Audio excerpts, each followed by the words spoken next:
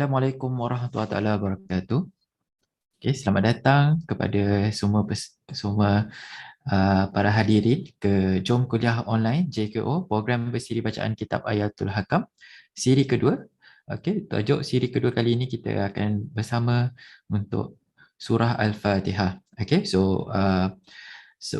untuk mulakan kuliah kita pada hari ini, baiklah kita sama-sama membacakan umul kitab Al-Fatihah. Auzubillah.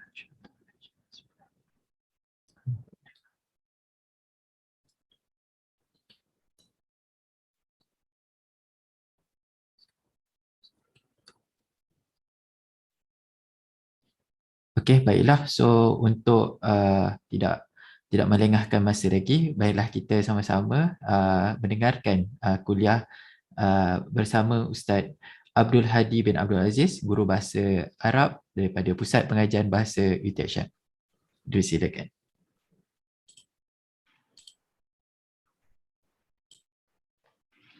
Baik. Bismillahirrahmanirrahim. Assalamualaikum warahmatullahi wabarakatuh. Kepada semua hadirin, terima kasih juga kepada pengerusi majlis. Alhamdulillah, sebelum kita mulakan kongsian saya, suka untuk kita mulakan dengan membaca doa dulu. A'udzubillahi minasyaitonirrajim. Bismillahirrahmanirrahim. Alhamdulillahirabbil alamin wassalatu wassalamu ala asyrafil anbiya'i wal mursalin wa ala alihi wa sahbihi ajma'in. Subhanaka la ilma lana illa ma 'allamtana innaka antal alimul hakim. Rabbi shrah li sadri wa yassir li amri wahlul 'uqdatam min lisani yafqahu qawli. Allahumma ij'al Qur'ana rabi'a qulubina wa nura sudurina wa jala'a ahzanina. Allahumma arhamna bil Qur'an waj'alhu lana imaman wa nuran wa hudan wa rahmah. Allahumma dhakkirna minhu ma nusina wa 'allimna mimma jahilna warzuqna tilawatahu ana al-layli wa atraf an-nahar waj'alhu lana hujjatan ya rabbal alamin.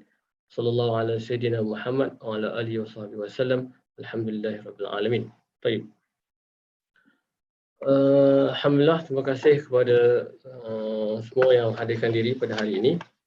InsyaAllah pada hari ini bukan hari kedua ataupun siri kedua di mana kita telah pun berkongsi ataupun berbincang pada siri yang lalu, iaitu siri yang pertama berkaitan dengan al-isti'azah, iaitu a'udzubillahi minasyaitonirrajim, dan juga basmalah, iaitu bismillahirrahmanirrahim.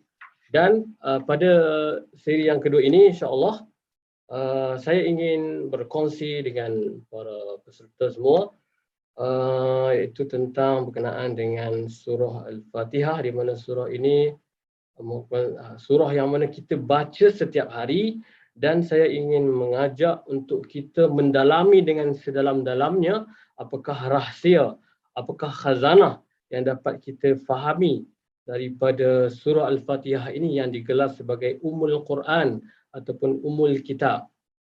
Okey, tanpa melengah lagi, kita mulakan. Bismillahirrahmanirrahim. Okey.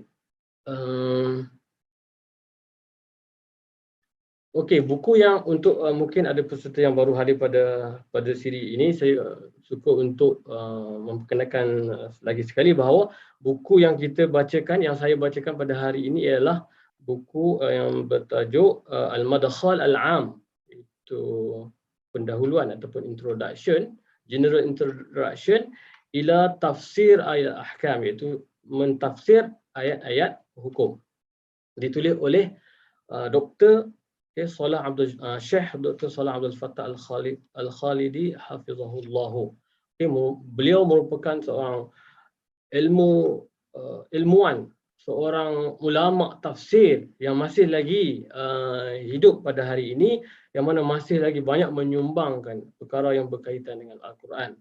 Okey, dia telah bersama dengan Al-Quran selama 60 tahun lebih.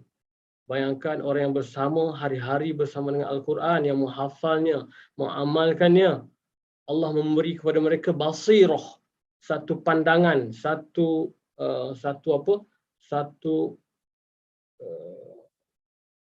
mata yang begitu Allah buka pandangan mereka untuk memahami Al-Quran dengan lebih dan lebih, dan ilmu Al-Quran, ilmu Allah itu tidak akan pernah habis. Okey, sekarang saya suka untuk membaca surah yang kita baru sahaja sebentar tadi, iaitu surah yang mana kita selalu baca pada setiap majlis. Tetapi adakah kita betul-betul memahami surah ini? Suka untuk saya mula membaca lagi sekali. A'udzubillahi minasyaitonirrajim. Bismillahirrahmanirrahim. Alhamdulillahi rabbil alamin arrahmanir rahim. Maliki yaumiddin. Iyyaka na'budu wa iyyaka nasta'in. Ihdinas siratal mustaqim. Siratal ladzina an'amta 'alaihim ghairil maghdubi 'alaihim waladdallin. Amin. Ayuh kita perhatikan setiap patah perkataan yang ada dalam surah Al-Fatihah ini.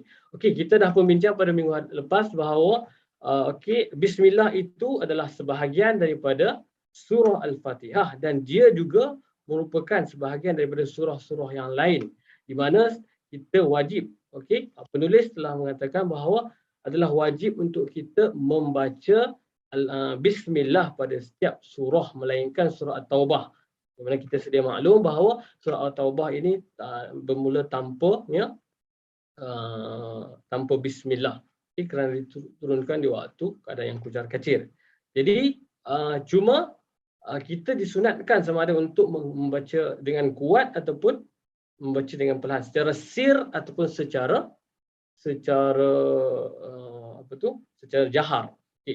Dan bismillah juga, dan kita juga sentuh perkataan ataupun huruf ataupun partikel huruf ba yang berbaris bawah, iaitu B, yang bermaksud dengan, dan ia merupakan partikel yang mana berkait dengan perbuatan sekarang yang dilakukan oleh penuturnya. Bermaksud apa jua perbuatan yang kita sedang lakukan, contohnya tadi kita nak membaca, nak pergi ke mana-mana, kita akan mulakan dengan bismillah.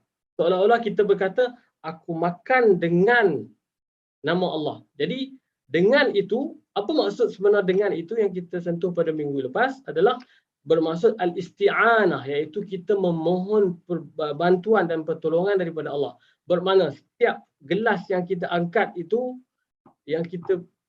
pensil yang kita angkat itu adalah sebenarnya aku menulis ini, aku mengangkat pensil ini dengan bantuan Allah Ta'ala. Itulah maksud dari perkataan Bismillahi. Jadi kita kena sentiasa ingat bahawa apa jua yang kita buat, semuanya adalah dengan izin Allah. Allah boleh dengan sekelip mata, kun fayakun, Tuhan kata, awak tak boleh bangun tidur hari ini. Mungkin kita akan berada di hospital. Sebab benda itu berlaku semuanya atas izin Allah. Kemudian sekarang kita tengok perkataan ayat yang kedua, iaitu Alhamdulillahi Rabbil Alamin. Alhamdu semua orang kita faham. Pujian bagi Allah, Tuhan sekalian alam. Dan Alhamdu apa itu? Pujian yang bermaksud as-sana'u 'ala Allah, iaitu kita memuji Allah dalam bentuk kata nama. Noun. Noun. Kemudian yang kedua adalah lillahi. Sebagaimana yang telah saya jelaskan bahawa perkataan Allah itu adalah perkataan Arab, betul? Di mana asalnya adalah daripada perkataan al-ilah.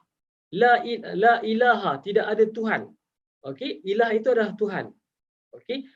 Dan digunakan kaedah iaitu penghazafan, iaitu dihazafkan huruf hamzah yang ada pada perkataan al-ilah, maka dia akan jadi Allah. Jadi digabungkan menjadilah perkataan Allah. Maka lafzul jalalah ini memang khusus untuk Tuhan Allah.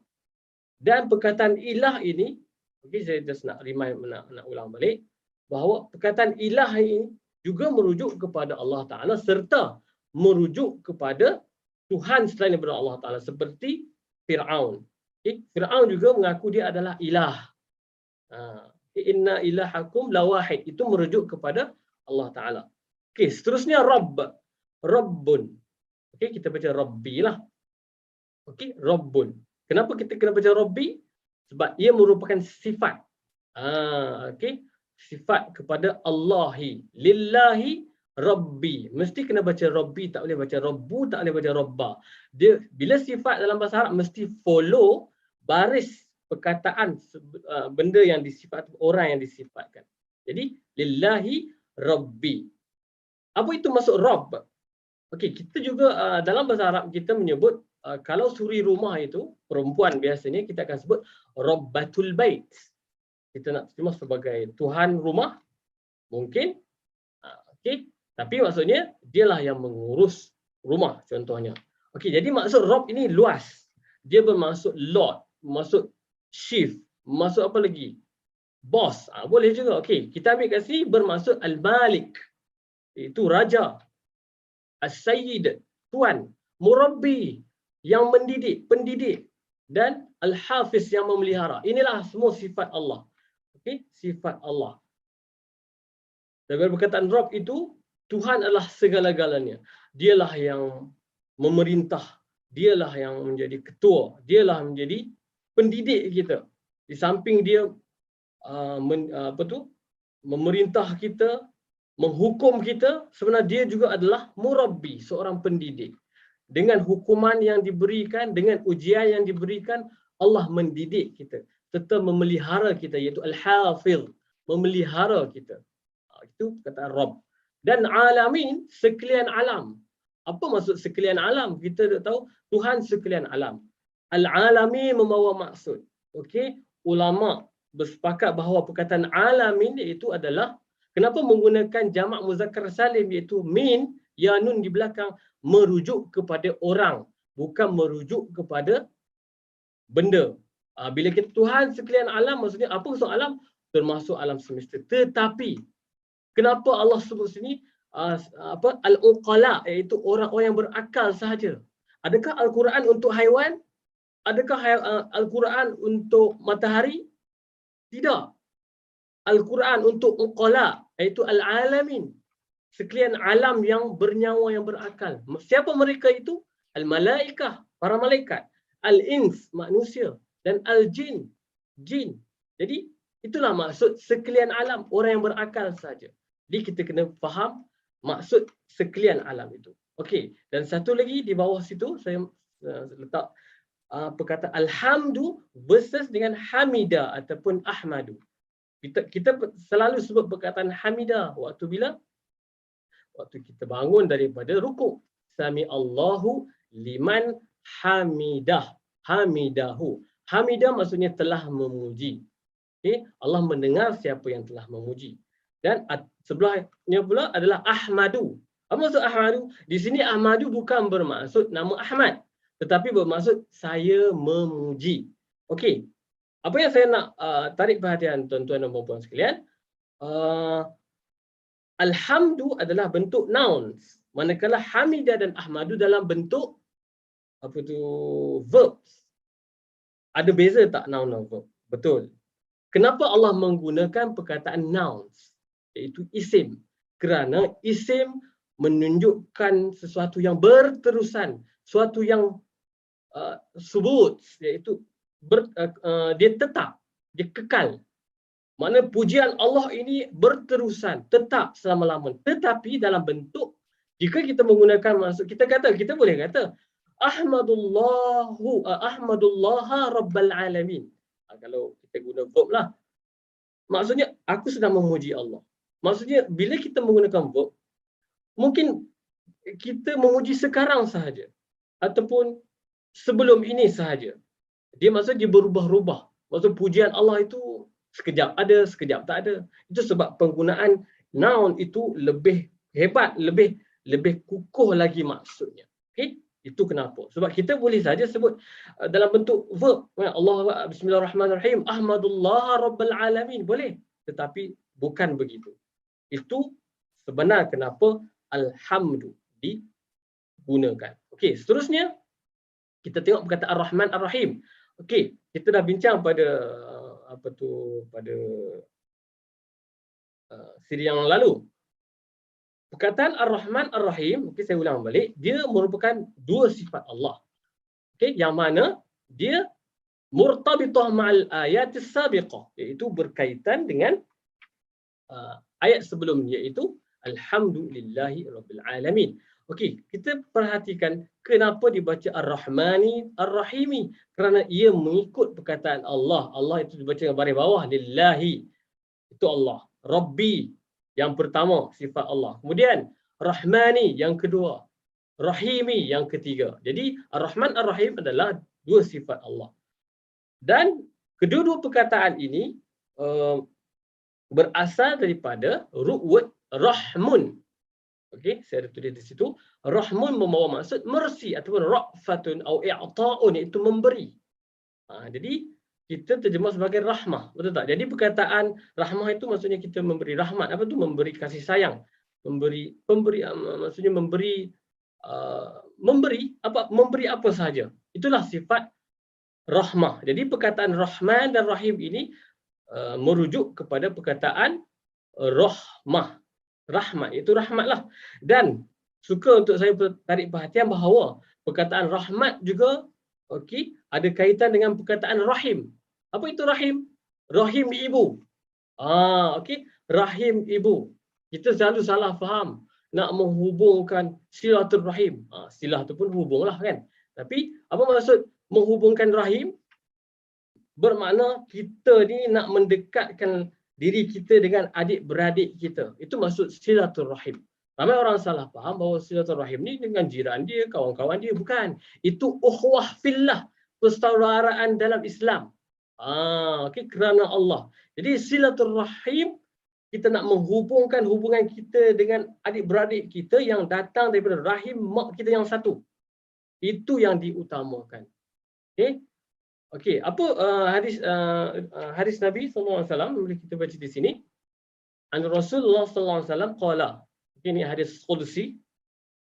Allah Ta'ala ana rahman khalaqtu rahim wa syaqaqtu laha isman min ismi faman wasalaha wasaltuhu wa man qata'aha qata'tuhu. Maksudnya aku ni Tuhan yang Maha Pemurah.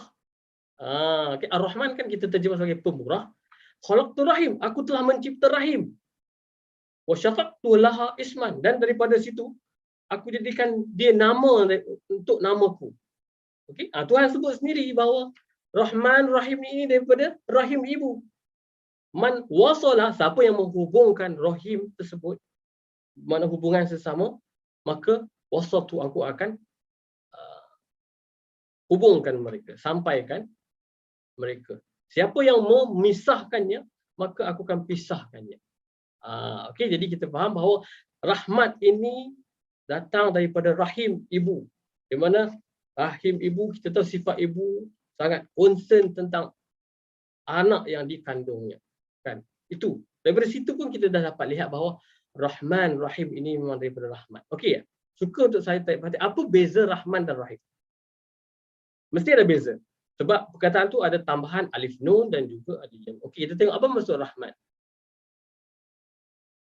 Ar-Rahman, bermaksud lebih. Kita terjemah sebagai pemurah. Pemurah. Dan manakala perkataan Rahim adalah sifat musyabbah, yang mana dia adalah seperti isim fa'il, iaitu kata nama pelaku. Ini dia maksudnya dia memberi rahmat, iaitu orang yang sayanglah. Itu sebab kita terjemah pemurah, Ar-Rahman, Ar-Rahim, penyayang. Mesti ada beza apabila kita menyebut pemurah dan penyayang. Pemurah itu adalah datang daripada diri. Itulah sifat Allah. Sifat Allah adalah sifat zat lillah. Sifat yang ada pada diri Allah. Iaitu seorang yang pemurah. Seorang yang ada rahmat. Sifat itu membalik kepada Allah. Manakala Rahim itu adalah sifat perbuatan. Sifatul fi'il bin nas al-marhumin. Iaitu sifat perbuatan kepada manusia yang dikasihi. Itu maksud Ar-Rahman Ar-Rahim. Seterusnya kita pergi kepada ayat Maliki Yaumiddin. Ini adalah sifat yang keempat. Pertama tadi apa? Rabbi, Tuhan, Raja, Tuhan, Tuan, kan? Apa lagi? Murabbi. Apa lagi? Hafiz, pendidik. Itu maksud Rabbi. Kemudian yang kedua Ar-Rahman, pemurah. Sifat daripada diri Allah itu sendiri. Ar-Rahim, sifat rahmat kepada orang lain. Kita pun ada sifat tersebut. Allah bagi sedikit saja untuk kita ada perasaan sifat rahim dalam pada diri kita. Kalau kita seorang yang sangat pemurah, harta banyak tak berkira, rahmanlah kita. Kalau kita seorang yang rahim, kasih kepada orang, maknanya kita seorang yang rahim. Okey? Okey, manakala Malik, apa maksud Al-Malik? Al-Malik adalah sifat yang keempat, iaitu kita memanggil Allah sebagai Al-Malik dan juga Al-Malik. Kan kita selalu bila kita solat kan, kadang-kadang kita dengar orang Arab ke kan, bila orang yang belajar qiraat ke dia akan baca Maliki Yaumiddin, dia akan panjang, dan ada juga yang membaca dengan pendek. Maliki Yaumiddin. Boleh ke tak boleh? Tak ada masalah sebab maksudnya sama. Okey, tapi kita nak terjemah sebagai Malik itu sebagai raja, manakala Malik itu adalah pemilik. Allah adalah raja dan dia memiliki segala-galanya. Okey, maksudnya tak lari pun. Jadi kita kata la ahada yamliku syai'an fi yaumiddin. Okey, maksud pada la maliki yaumiddin adalah Tuhan ini memiliki dan dia adalah raja pada hari agama. Kita terjemah ad-din, agama. Dan betul, ad-dinu nasiha. Agama itu nasihat. Kenapa Allah menggunakan perkataan din? Din membawa maksud jaza. Jadi apa itu agama sebenarnya bagi diri kita sebagai seorang Islam? Agama ini asasnya adalah apa sahaja kita buat mesti ada balasan baik dan buruk. Itulah agama. Itu sebab Allah memilih perkataan din. Allah boleh tulis saja. Boleh sebut yaumil malik yaum qiyamah. Maliki apa lagi yaumul jaza. Boleh tulis, tetapi Allah memilih ad-din untuk kita melihat, mendalami perkataan ad-din itu. Jadi agama ni apa sebenarnya? Sebenarnya agama adalah balasan. Maksud setiap apa amal ibadat yang kita buat, pertuturan, percakapan dan apa saja ada balasan baik dan buruk. Dan Tuhan sebut apa tu? Sekecil-kecil zarah akan dibalas. Dan juga sebaik-baik zarah akan dibalas, seburuk-buruk zarah pun akan dibalas. Itulah agama. Okey, moga kita dapat memahami ayat ini insya-Allah. Kemudian kita pergi kepada ayat seterusnya, itu iyyaka na'budu wa iyyaka nasta'in. Okey.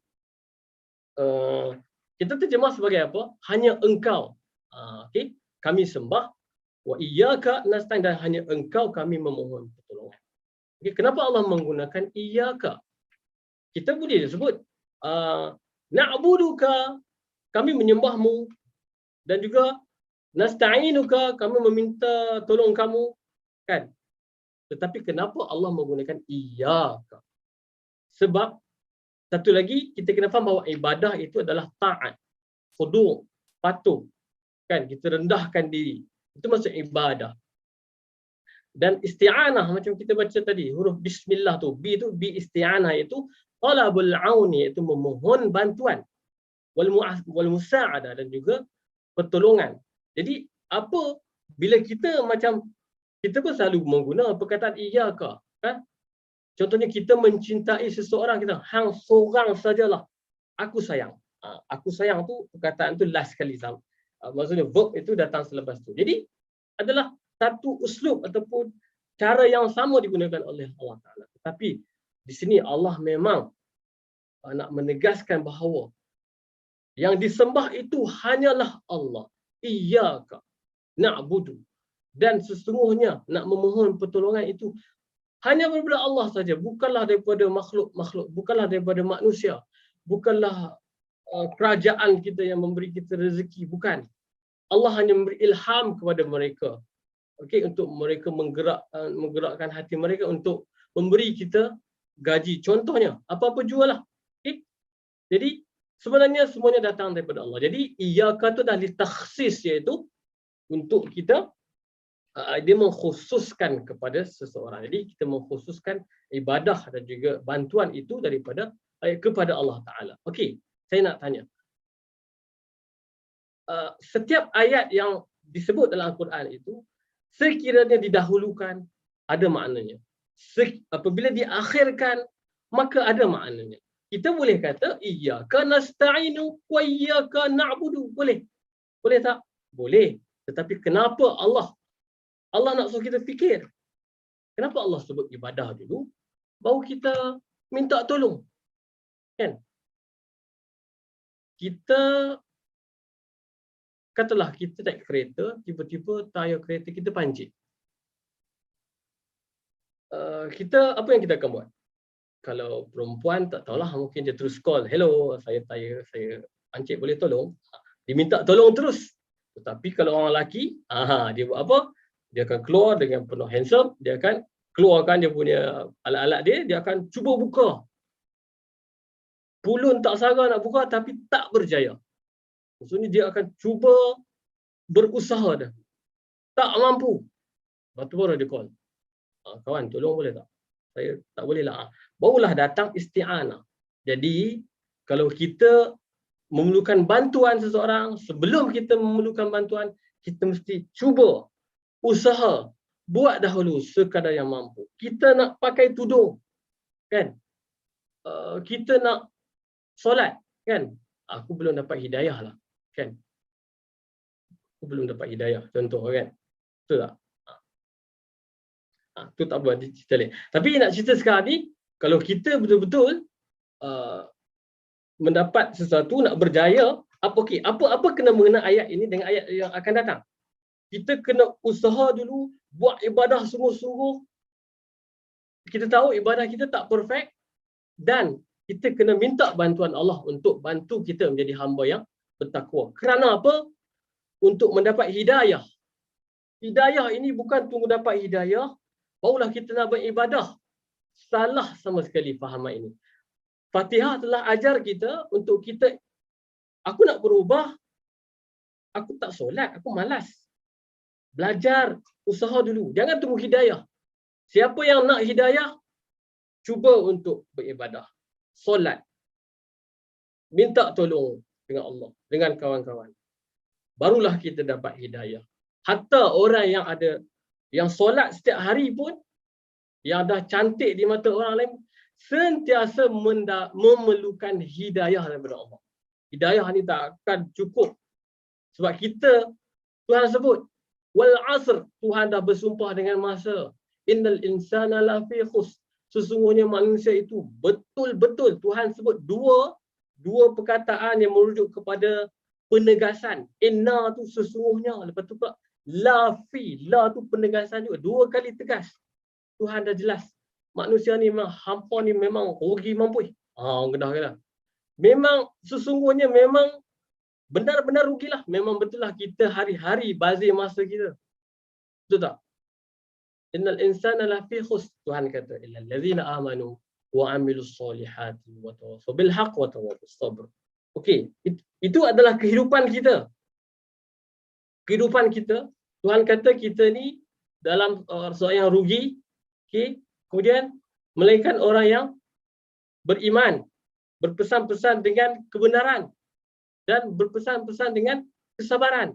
Ini adalah manual yang telah diberi oleh Allah Ta'ala. Kita hidup ni bukan hidup nafsi-nafsi seorang-seorang.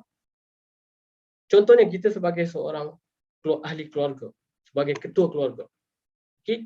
Apabila perkataan Maliki Yaumiddin, Allah itu Raja, Allah itu pemilik hari kiamat, hari pembalasan, urusan nak soal jawab tu, okey, tak akan pernah habis. Sebab apa? Analoginya, kita ini bagaikan berenang-renang nak menuju ke permukaan air. Okey, tetapi urusan kita belum, kita seolah-olah nak melepaskan diri kita di akhirat nanti, tetapi urusan kita belum berakhir sebab kaki kita ditarik-tarik. Siapa yang menarik kaki kita? Isteri-isteri kita, anak-anak kita. Urusan kita dengan mereka belum habis lagi, tak settle lagi. Sebab kita tidak melakukan apa? Kita beriman. Tuhan kata kan, kita beriman, kita mengaku. Illal ladzina amanu. Selepas itu, wa amilus solihat, buat amal baik. Betul? Wa tawasaw bis sabr. Wa tawasaw. Kita tak berpesan-pesan pun kepada adik-adik kita, biarlah mereka nak jadi apa, mampu hilang apa. Okey, sorry kasus sikit. Okey, apa tu, kita seolah tak faham apa yang Tuhan sebut. Tuhan suruh kita berpesan, jangan biar kawan-kawan kita, adik-beradik kita, mak ayah kita, anak-anak kita leka dengan dunia. Kalau tidak, memang kita tak akan terlepas sampai ke permukaan air. Itu maksudnya. Okay, jadi kita kena ibadah, kita kena minta tolong, barulah dapat hidayah. Jadi kita kena faham dari surah Al-Asr tadi tu. Okey, ihdi dari perkataan hada yahdi, memberi hidayah. Jadi ihdi itu adalah kata suruhan. Berikanlah kami hidayah. Nah, itu adalah objek yang pertama. Okey, pertama kita minta hidayah itu untuk diri kita. Okey, hidayah yang macam mana? Itu adalah objek yang kedua. Iaitu Tuhan sebut as-sirata al-mustaqim. Iaitu jalan yang tidak bengkang-bengkok, muawwaj. At-tariq ghair muawwaj. Adalah jalan yang lurus yang tidak bengkang-bengkok. Apakah jalan yang bengkok itu? Yang bukan bengkang-bengkok itu. Yang ini jalan yang lurus itu Islam. Faham? Kita kena yakin bahawa Islam itu adalah jalan yang lurus. Tidak ada bengkang-bengkoknya.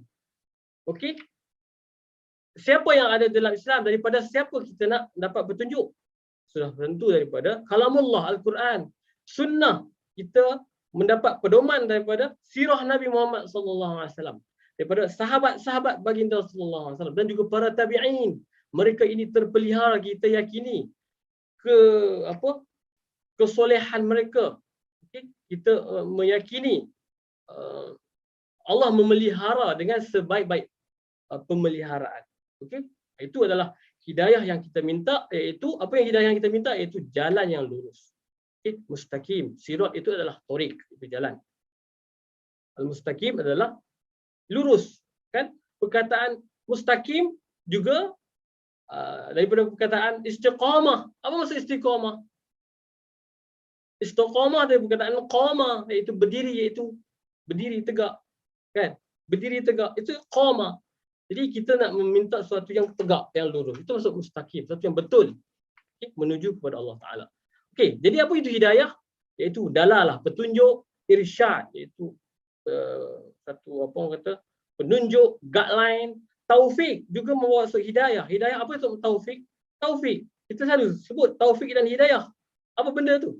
Bila tanya, taufik dan hidayah lah. Itu siapa? Adik siapa? Kan, contoh. Maksud taufik kita kena faham. Kita selalu sebut wabillahi taufiq, wala kita main sebut je tapi tak faham maksud. Hidayah itu adalah petunjuk, guideline. Manakala taufik itu kan kita nak sebut good luck. Bit taufiq wal najah. Taufik itu adalah memudahkan. Kita doakan dipermudahkan segala urusan, barulah datang najah, iaitu najah kejayaan. Takkan datang najah tanpa taufik. Taufik itu adalah mempermudahkan segala urusan. Itu kita sebut taufik.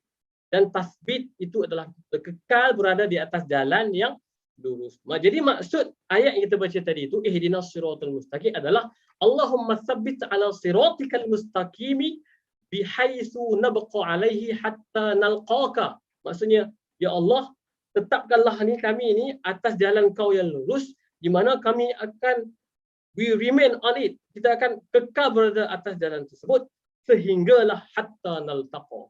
Nalqaka, sehingga kami bertemu dengan Engkau. Okey, kemudian seterusnya adalah siratal ladzina an'amta alaihim. Okey, jalan yang kita terjemah apa? Jalan orang-orang yang Engkau beri nikmat ke atas mereka. Okey, itu yang kita faham. Tapi kita nak dalam siapakah mereka itu? Okey, tadi kita dah sebut siapa mereka itu. Okey. Okey, kita tengok dulu perkataan sirat. Sirat tadi masuk jalan dan dia adalah badan. Diulang lagi perkataan sirat. Okey, itu dia adalah ganti ataupun penjelasan kepada siratul mustaqim. Iaitu jalan, apa itu jalan yang lurus? Tuhan sebut, Tuhan jelaskan. Itu pertama, Tuhan bagi satu jalan. Kita yang memilih. Tuhan bagi 3 jalan. Pertama, allazina an'amta alaihim. Iaitu okey, orang mukmin ini sedang bercakap dengan Allah Taala. Am anta. Ta itu adalah awak. Okey. Maksudnya kita meminta jalan yang mana Engkau ya Allah memberi nikmat kepada mereka. Jadi maksud ayat itu adalah ihdinas siratal mun'am alaihim.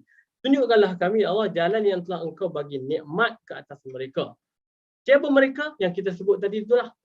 Okay. Mereka itulah menjadi kita punya idola, panduan kita. Bukannya ustaz-ustaz, ulama-ulama yang ada khilaf yang memecah belahkan masyarakat. Kita kena rujuk kepada Rasulullah SAW. Kisah Nabi, sirah Nabi Muhammad SAW, macam mana Nabi menghidupkan hidupnya, sunnahnya, okey, para sahabatnya, okey, kita menerima segala kata-kata daripada sahabat. Okey, mereka juga adalah orang yang diberi ilham daripada Allah. Okey, mereka dijaga. Okey, itu sebab radhiyallahu anhum, Allah redha dengan mereka. Kemudian juga para tabi'in. Merekalah yang merekalah sebenarnya orang dah merasai jalan yang lurus. Kepada mereka sajalah sebenarnya kita kena mencari petunjuk, merujuk kepada mereka. Bukannya kepada orang yang membuatkan kita confused lah, sebab kita salah rujuk. Kita salah rujuk.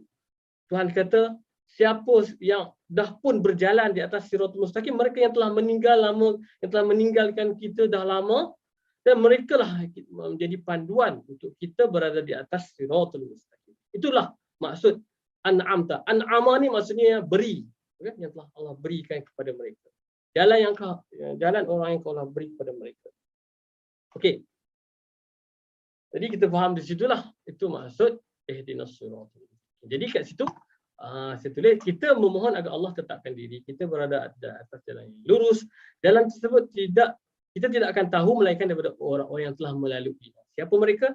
Yang saya bagi tahu sebentar tadi. Okey, kemudian jalan yang kedua Tuhan bagi pilihan kat kita. Apa itu? Ghairil maghdubi alaihim. Kita terjemah apa tu? Dan bukan orang yang engkau murkai. Okey, ghair bermaksud bukan ataupun tidak. Dia juga adalah badal, iaitu ganti. Ataupun penjelasan yang kedua bagi perkataan demi apa? Badal mengikut perkataan allazi. Jadi pilihan pertama adalah jalan orang-orang yang engkau bagi nikmat. Yang kedua adalah jalan, okey, maksud dia adalah siratal ghairil maghdubi alaihim, iaitu jalan yang orang yang tidak dimurkai. Siapa orang yang tidak murkai? Okey, kita tanya dulu, siapa orang yang dimurkai sebenarnya? Okey, iaitu orang kafir lah. Orang yang musyrik, kan? Orang munafik. Mereka ni orang yang dimurkai. Okey, jadi perkataan okey. Dan selepas itu, ayat ini sebenarnya ghairil maghdubi alaihim waladdallin. Nah, perkataan waladdallin ini, la itu juga bermaksud ghair, itu tidak. Okey? Tidak. Jadi kita tahu lah, bukan orang-orang yang sesat ataupun tidak orang yang sesat. Ad-dallin ini adalah orang yang jauh daripada kebenaran. Okey. Ulama telah berbincang. Okey, mereka ada hadis Nabi yang mengatakan, okey, saya nak baca, okey, saya nak pendekkan sahaja. Ini saya ambil daripada kitab ni juga. Okey, siapakah mereka itu yang dimurkai dan siapakah mereka itu yang sesat? Ada beza tak? Beza bila seorang itu dimarah dengan seorang yang sesat. Saya nak tanya para pendengar. Okey. Di antara orang yang mengetahui satu rule, satu undang-undang, dia melanggar undang-undang tersebut, berbanding dengan orang itu yang tidak tahu apa-apa, dia melakukan kesalahan yang sama, mana satu yang kita marah gila? Orang yang dah tahu undang-undang, langgar, memang kita marah, berbanding dengan orang yang, contohlah mak kita buat kuih raya, raya lambat lagi. Okey, bagi tahu kat anak, jangan makan kuih raya ni, bagi tahu kat abang lah. Abang jangan makan kuih raya ni. Ni ayah punya. Okey. Lepas tu, abang tu tahu. Mak tak bagi makan. Lepas tu, adik pun main. Adik, kuih raya nak, abang nak makan boleh? Jom kita makan. Adik pun makan. Abang pun hentam makan.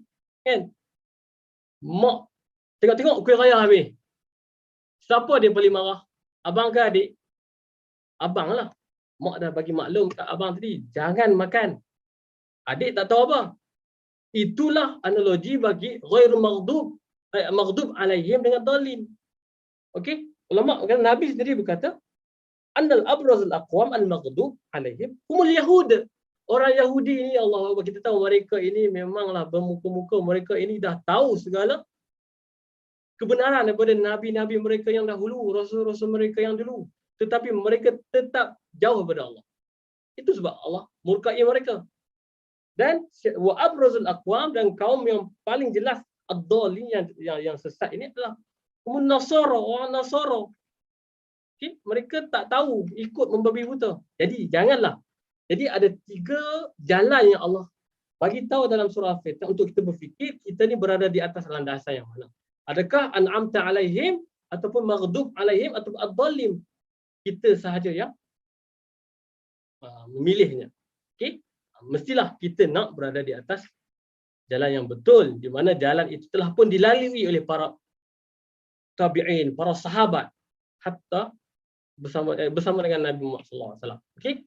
Jadi itu yang mesti kita faham daripada surah Al-Fatihah ini. Okey, mari kita tengok. Sekarang ni kita nak pergi kepada apa orang kata topik yang relax sikit. Okey. Okey, nama surah ini, nama surah Al-Fatihah, kita tahu ada banyak. Yang famous di sisi kita apa? Ummul Kitab. Betul? Itu je. Dulu sampai sekarang. Mari kita tambah sikit. Nama-nama surah Al-Fatihah. Pertama, namanya Al-Fatihah. Kedua, Ummul Quran. Sebab Nabi pun sebut dalam hadis bahawa Alhamdulillahirabbil alamin, ya Ummul Kitab, Ummul Quran, iaitu ibu Quran, ibu segala Quran. Manakala Ummul Kitab, ibu segala kitab, iaitu buku, ibu segala buku. Al-Fatihah itulah ibu segala Quran, iaitu Ummul Kitab. Dan juga okey, Quran ni juga ada perkataan qiraah, iaitu membaca. Membaca. Kan? Ibu segala bacaan. Al-Quran lah. Itu sebab digelar sebagai Al-Fatihah. Manakala Ummul Kitab, ibu segala buku. Itulah sebaik-baik buku. Itulah sebaik-baik bacaan. Al-Fatihah ni adalah pembuka bagi setiap surah. Itu sebab dinamakan Al-Fatihah. Okey. Kemudian kita dapati bahawa buku ini sebenarnya pun banyak yang kita lihat datang daripada Al-Quran. Daripada Al-Quran lah terlahirnya, terwujudnya kitab-kitab lain. Sains ke, sejarah ke, apa lagi? Kisah ke, apa-apalah, bahasa ke, semualah daripada Quran. Itu sebab dinamakan sebagai Ummul Kitab. Dan juga Al-Fatihah juga dinamakan sebagai Alhamdu. Nabi sendiri sebut. Nabi sebut Alhamdulillahirabbil alamin, ia Ummul Quran. Dan satu lagi adalah Sab'ul Mathani, iaitu tujuh yang diulang-ulang. Itu maksud laqad atainaka sab'an minal mathani wal Qur'anil azim. Wal Qur'anul azim. Okey. Jadi surah Fatihah itu ada 7 ayat di mana ia diulang-ulang dan dibaca 2 kali. Kan? Betul tak? Okey, dan yang terakhir, nama surah Fatihah juga adalah As-Salah. Solat. Apa itu solat? Solatlah, kan? Solat ini membawa maksud doa dan juga merujuk kepada surah Al-Fatihah. Okey, ia berdasarkan hadis lah, kan? Ada hadis Nabi kata, qasamtul salata baini wa baina abdi nisfain wa li abdi ma sa'ala. Nabi kata, ni ada hadis qudsi. Tuhan kata, Allah Ta'ala qasamtul salat baini wa baina abdi nisfain wa li abdi ma sa'ala. Itu aku telah pecahkan solat. Kan nak pecahkan solat, kita pecahkan surah Fatihah ini pada 2 bahagian. Antara aku dan juga hamba-Ku. Akan kita pernah dengar sebelum ini bahawa dalam surah Al-Fatihah ini dia ada soal jawab. Okey, kita cakap, Allah jawab. Okey, itu antara kelebihan lah. Okey, fadilat. Okey. Dan sifat-sifat Fatihah itu apa? Waqiyah. Okey, dia adalah waqiyah. Dia menjaga kita daripada segala keburukan dengan izin Allah. Jadi bacalah Fatihah selalu. Asy-Syafi, menyembuh biiznillah, dengan izin Allah. Bacalah Fatihah selalu. Kemudian Ar-Ruqyah, ubat. Okey. Dia dapat menyembuhkan orang sakit. Yakin. Okey. Kita masalah tak yakin. Masalah orang tak solat, tak pakai tudung. Oh, aku belum dapat hidayah. Salah. Orang yang tak solat ni bukan sebab dia malas ke dia tak, dia satu saja. Tuhan dah sebut jelas-jelas dalam surah Al-Baqarah. A'udzubillahi minasyaitonir rajim. Alif Lam Mim. Dzalikal kitabul la raiba fihi hudal lil muttaqin. Okey, tengok Tuhan sebut apa dulu? Allazina yu'minuna bil ghaib. Beriman dengan ghaib. Allazina yu'minuna bil ghaib wa yuqima. Allazina yu'minuna bil ghaib wa yuqimus salah. Dia kena percaya. Sebab apa Tuhan sebut ghaib dulu baru solat? Dia dah bagi tahu tadi. Bukan solat dulu baru percaya. Setiap susunan yang Allah tulis dalam buku mesti kena buat dulu.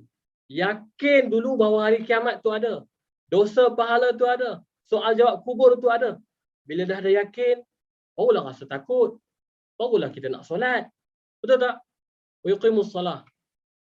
Alladzina yu'minuna bil ghaib wa yuqimus salah. Apa lagi? Betul berinfaklah. Okey, lupalah bila. Okey. Jadi itu sebab Orang yang tak semayang ni kita tahu. Hang ni memang tak tahu kata syurga tu ada. Bagi depa sentak macam tu. Baru depa okeylah. Kita kena cakap bagi baru depa faham bahawa hang ni memang tak beriman dengan hari kiamat. Kenapa hang tak solat? Tu je. Tuhan dah sebut dalil dia dalam surah Al-Baqarah. Okey, jadi kita usaha untuk pulihkan, selamatkan adik-beradik kita, kawan-kawan kita, semua orang Islam insya-Allah. Dan sifat Al-Quran tu adalah khazanah, khanzun, penuh dengan khazanah. Asas Al-Quran. Okey. Kenapa dinamakan sebagai khanzun, khazanah? Okey. Dia adalah Ummul Quran, ibu segala bacaan. Okey. Ummul Kitab, dialah adalah pemula bagi setiap surah. Maknanya surah yang datang selepas itu yang diceritakan adalah sebenarnya poinnya adalah pada surah Al-Fatihah. Apa dia? Untuk ibadah. Kisah selepas tu dia nak ceritalah kisah-kisah yang dahulu, kisah-kisah yang datang untuk kita ada perasaan satu kesedaran bahawa Tuhan nak jelaskan dengan kita hakikat sebenar kehidupan. Okey, hari kiamat macam mana. Okey, itu adalah surah start dari Al-Baqarah sampai Qul a'udzu birabbin nas. Tujuannya adalah satu. Ada dalam surah Al-Fatihah, iaitu na'budu wa nasta'in. Ihdina hidayah. Nak kita dapat hidayah itu sahaja. Kalau kita faham bahawa hebat, kuat, power rangers orang kata. Surah Fatihah ni memang orang kata apa? Segala-galanya yang Al-Quran itu terkandung di dalam surah Al-Fatihah. Okey, itu sebab kita kena faham betul-betul surah Al-Fatihah. Okey, dan surah ini adalah surah Makkiyah. Surah terawal turun di Mekah dan Al-Fatihah adalah surah kelima. Apa surah pertama? Okey, masyhur surah Al-Alaq, Iqra bismi rabbikal ladzi khalaq. Kemudian surah Al-Qalam, permulaan, boleh buka tengok. Surah Al-Muzammil, permulaan. Kemudian permulaan surah Al-Mudaththir. Selepas itu barulah surah Al-Fatihah. Okey. Dan kelebihan surah Al-Fatihah ni yang saya bacakan tadi bahawa Allah dah pecah surah Al-Fatihah ni kepada dua bahagian, iaitu di antara aku dan juga hamba aku. Kan kita pernah dengar sebelum ni apabila kita membaca Alhamdulillah alamin, Allah akan menjawab, okey, hamadani abdi, hamba-ku telah memujiku. Itu maksudnya antara dua pihak. Okey, kemudian kita sebut Ar-Rahmanir Rahim, asna alayya abdi, hamba-ku telah memujiku. Okey, kalau kita perhatikan tiga yang awal itu sifat bagi Allah, Rabb, Rahman, Rahim. Okey. Kemudian datang perkataan Malik Yaumiddin, iaitu kita mengaku Allah itu raja, Allah itu pemilik. Okey, beza kan? Sifat tu lebih kejam, bukan lebih kejam, lebih macam awal tadi macam lembut, batu keras. Itulah sifat manusia. Dalam kita nak mendidik orang, janganlah terlalu keras. Tuhan dah ajar step dia. Kita ni ketua, okey. Kita kena ada Rahman, kena ada Rahim. Selalu bagi nasihat, sabar. Lepas tu barulah kita jadi seorang Malik. Kita kena tegas, kena orang kata apa, agresif sikit. Tuhan dah bagi tahu step dia. Itulah kalau kita banyak sebenarnya ilmu pada surah Fatihah ini. Okey? Majjadani abni, iaitu hamba-ku telah mengagungkanku. Okey? Jadi dia menyerahkan segala-galanya kepada aku. Okey, itu adalah Malik, raja atau pemilik. Kemudian apabila kita berkata iyyaka na'budu wa iyyaka nasta'in, Tuhan kata, ini antara aku dan juga antara hamba-ku. Jadi waktu inilah ada ulama kata, bila kita sebut iyyaka, hanya engkau lah aku sembah, hanya engkau sahaja aku mohon pertolongan, waktu tu kita niat apa yang kita nak minta kepada Allah. Ya Allah, bagilah aku berjaya, bagilah aku lulus, bagilah. Okey, sebab ini Tuhan kata, hadza baini wa baina abdi. Wali abdi ma sa'ala, dan untuk dia dapat. Maksudnya apa yang dia minta bagi hamba tersebut apalah ma sa'ala, apa yang dia minta. Jadi waktu kita baca surah Fatihah tu, kita kena, contohnya kita dilanda masalah, kita mintalah apa? Minta pertolongan untuk kurangkan beban, murahkan rezeki. Perkataan iyyaka na'budu. Baru kita dah, bila kita baca, barulah kita dapat kekhusyukan bila kita membaca surah Al-Fatihah. Dan apabila kita membaca ihdinas siratal mustaqim, jalan pertama. Apa jalan pertama? Jalan lurus. Kita nak jalan lurus pertama, siratal ladzina an'amta alaihim. jalan yang engkau beri nikmat. Okey, siapa mereka? Para ulama, nabi. Okey, cara hidup nabi. Itulah yang Allah beri kepada mereka. Ghairil maghdub, bukan yang engkau maghdub ke atas mereka, iaitu cara orang Yahudi. Tahu sesuatu tetapi menafikan, tak mengamalkannya. Itulah orang Yahudi. Dan waladhdallin, orang yang sesat, tak ada ilmu. Kita tak nak menjadi orang yang tidak ilmu, beramal tanpa ada ilmu. Okey? Apa Tuhan kata? Hadza li 'abdi. Wa li 'abdi ma sa'ala. Apa yang kita minta itu ni untuk hamba aku. Hamba aku nak apa, dia pilihlah. Ambil. Nak macam hidup Nabi ke, sahabat ke, tabi'in ke, nak ikut macam orang Yahudi ke, nak macam orang Nasrani ke, li 'abdi, Nabi kata, Tuhan kata. Okey, inilah kelebihan yang ada di dalam surah Al-Fatihah. Jadi kita baca tu, itu antara cara nak mendapatkan kekhusyukan di dalam solat. Okey. Okey. Kemudian, hukum bagi surah Fatihah. Hukum baca Fatihah dalam solat adalah wajib, jelas. La salata liman lam yaqra' bi Fatihatil kitab. Solat tu tak sah, tak dikira solat siapa yang tak baca Fatihah. Baca Fatihah pun dah cukup. Kan? Minimum. Kemudian, ini ada isu sikit. Makmum membaca Fatihah dalam solat. Jika makmum membaca solat sendirian, dia wajib membaca. Tetapi ini saya jelaskan, penulis dia menjelaskan tak nak bincang tentang perbezaan pendapat, tetapi apa yang kita boleh amalkan. Okey, sebab apa? Sebab saya akan beritahu kenapa. Okey, solat berjemaah, imam yang membaca Fatihah. Betul.